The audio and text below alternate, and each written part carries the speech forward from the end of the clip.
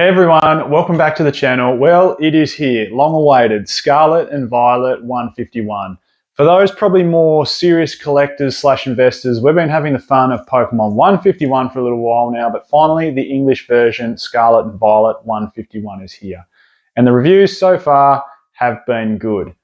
Before we jump into this video on Scarlet and Violet 151, question for everyone.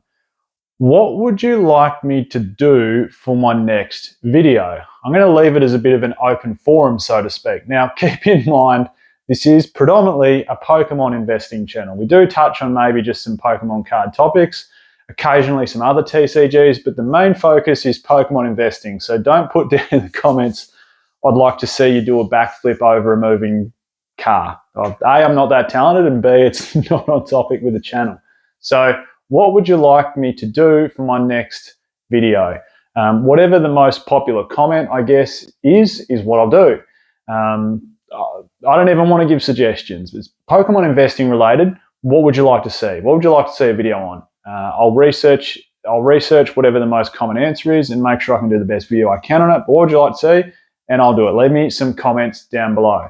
So, Pokemon 151, what we're here for. We're going to break this down in a few sections. And I'm going to leave the investing side of it right to the end. But first of all, let's just look at a quick recap of the products. So, of course, we've got the Pokemon Center ETB being one of the big products and maybe one of the rarer products to get. We've got the regular ETB booster bundle, which is proving to be super popular. 6 booster packs inside those booster bundles. We've got the binder collection, the poster collection, and then Alakazam / Zapdos EX collections. And finally, the awaited one, the Ultra Premium collection. So they're the products that we can open. Now, I won't go into it exactly, but every single one of those will have a different cost basis in terms of packs for what you get for your money. So please take that into consideration when you're buying. Like anything, and a few other PokeTubers have sort of done videos on this, you know, there is, when you're opening, always that, I suppose, fun cost, so to speak. And probably Danny Phantom's one of the best at talking about that. You know, like if you're going to the movies or going bowling or whatever it might be, you know, time is money, and doing something exciting costs money. You know, you shouldn't expect to open 151 and get your money back. There is going to be a cost associated to the fun of opening it and looking through the cards, etc. First topic I wanted to touch on with Scarlet and Violet 151 is pull rates. Now, I'm not going to go completely into the data. Those things will come in some videos to follow when it comes to pull rate data once some more packs of this have been opened. But there's a little bit of a complaint about it being a bit difficult. And it's funny, isn't it? Like, sometimes the Pokemon company would feel, you know, we're doomed if we do or doomed if we don't. Because some of the commentary, particularly around Obsidian Flames, was maybe the pull rates were too easy. Even the first 2 sets, Scarlet and Violet Base and Paldea Evolved, the pull rates seemed a little easy compared to Sword and Shield. Now, even Scarlet and Violet, like, it's all of a sudden gone back to being a little bit more difficult again. And I suppose some of the commentary is, you know, I've opened 2 ETBs and I've pulled next to nothing. Where's my art rare or special illustration rare, whatever they call them these days? And yeah, I've opened 5 ETBs and I don't have one, or I opened 10 ETBs and I pulled 1. So, you know, there's a bit of commentary around maybe the pull rates getting a bit more difficult again. And it's funny, it's like, you know, you're doomed if you do, doomed if you don't, aren't you? Like, it's, you know, it seemed to be a little bit too easy in the first Scarlet and Violet sets, and now it's a bit hard. So people complain when it's too easy and people complain when it's too hard. I suppose my commentary around it is, like, there's not as many, I suppose, art rares or illustration rares as even sets like, you know, the final Sword and Shield set and Crown Zenith. You had this massive Galarian gallery, so you had lots of cool cards or hits to pull. There's not as many hits in Scarlet and Violet 151 to pull. From what I can tell so far, I'm quite content with the pull rates. I think, you know, they've sort of got that fun factor pull rate pretty right with this set. Next thing I wanted to talk about when it comes to Scarlet and Violet 151 is just how beautiful the artwork is. Now, I know we've seen it before on Pokemon 151, but, you know, take a look. Just take some time to look at it. Even the commons and uncommons, you know, it is that throwback to the old school cards, the old school Pokemon, I should say, that we all know and love, particularly people of my vintage, of course. And, even the basic Pokemon, the commons and uncommons, the artwork is actually phenomenal on these cards. They've done such a fantastic job. Hats off to them. It's great. The art rares, special illustration rares, I'll bring a few up on the screen here. That base trio set, these are just phenomenal. One of my favorite cards from the set, again, I'll bring it up on the screen here, is the Dragon Edge. I think that is, like even the Poliwhirl, like there's so many nice artworks in this set. They have just done one hell of a job. And like I said, hats off and credit where credit is due. Next thing I wanted to talk about is that nostalgia factor that comes into it. The commentary I've seen around this set and people opening it is, it's bringing a lot of people back into the hobby. Similar to what, 25th anniversary did, similar to Pokemon Go craze, similar to that COVID craze or COVID phase. This is a set that's bringing people back to the hobby, and it's making them say, this makes me feel like I'm opening original base set. And you know what? That can't be a bad thing. Whether we even forget about investing, it can't be a bad thing from an investment standpoint. It just can't be. People are going to, bringing people back into the hobby is just going to mean good things.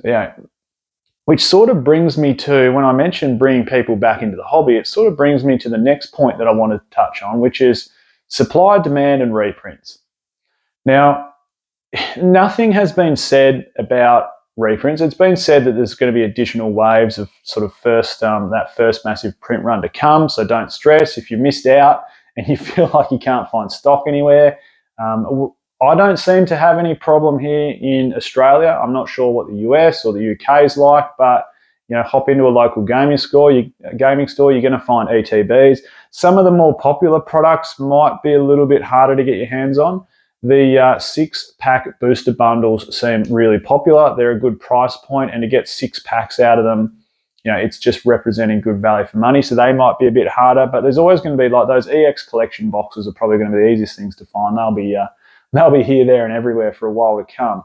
So, okay, it's bringing back people into the hobby. There's a feeling of nostalgia. So all of a sudden, there's this massive demand.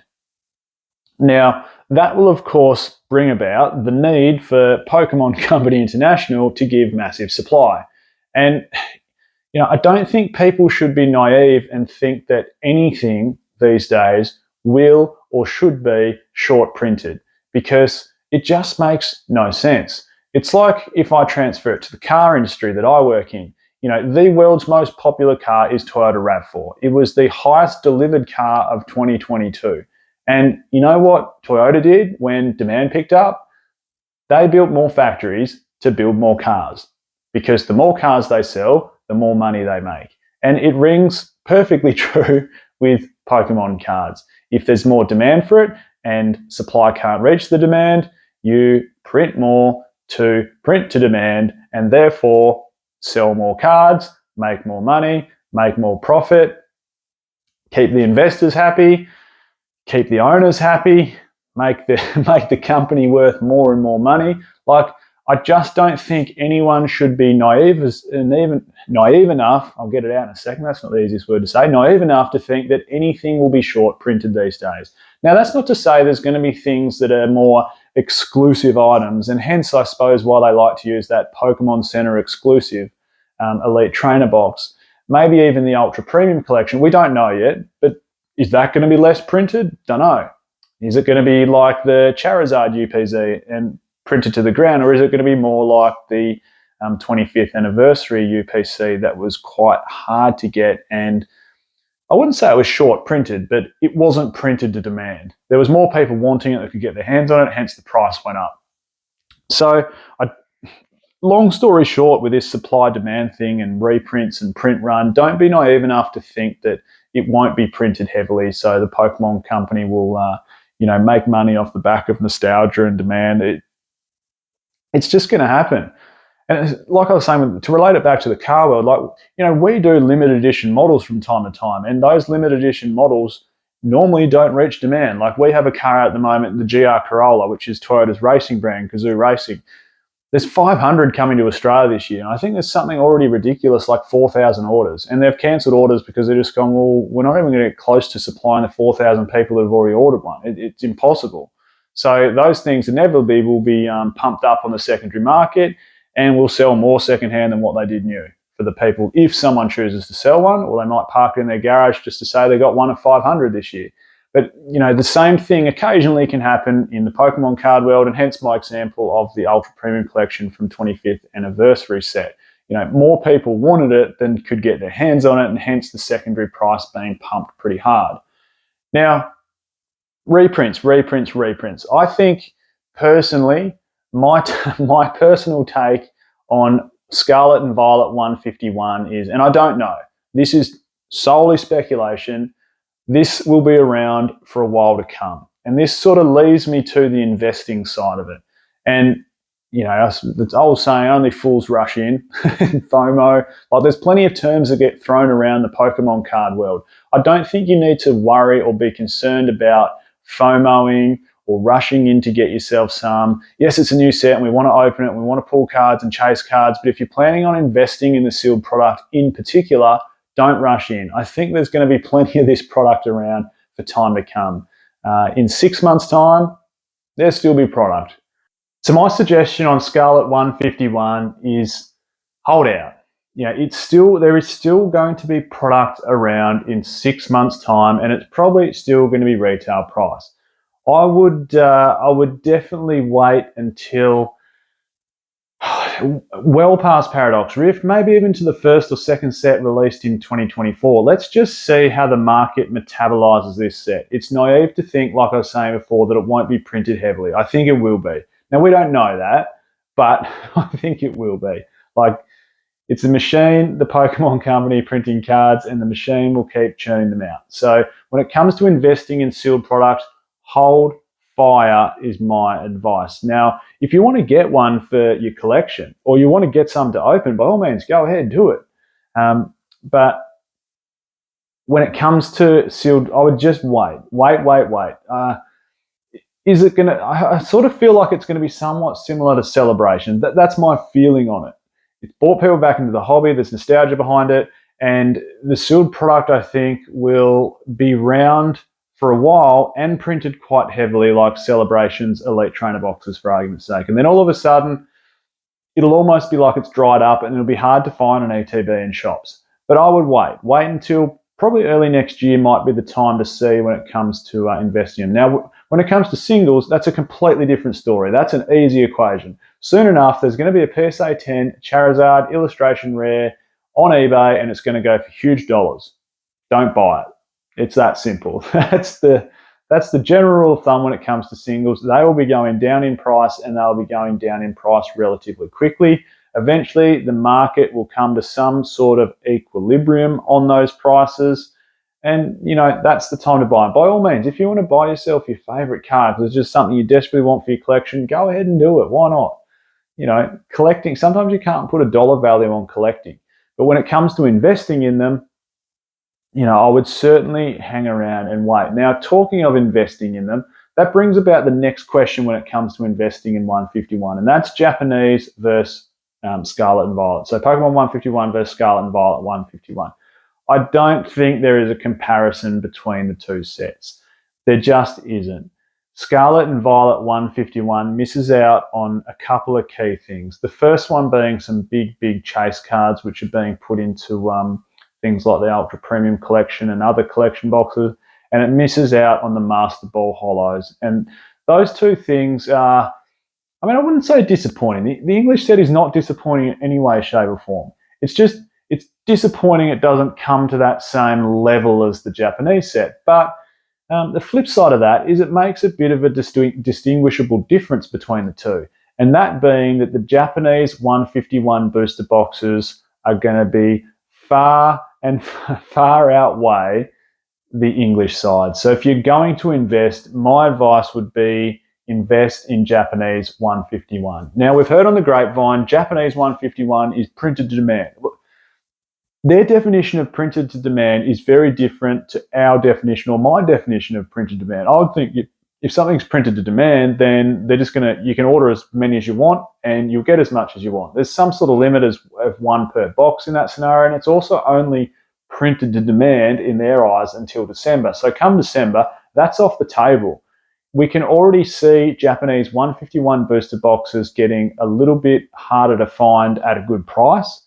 And so it should be. That is just, it is the best set.